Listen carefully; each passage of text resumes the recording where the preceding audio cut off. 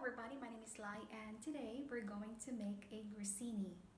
So here are the ingredients of making grissini. First, 7 grams of yeast.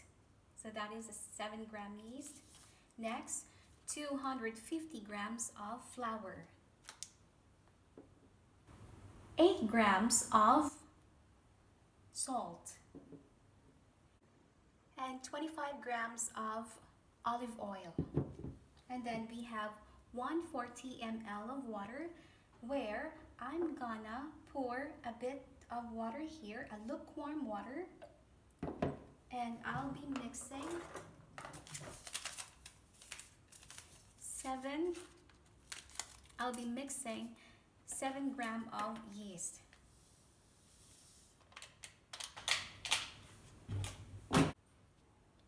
And then I'll be putting a bit of sugar, so the yeast will activate.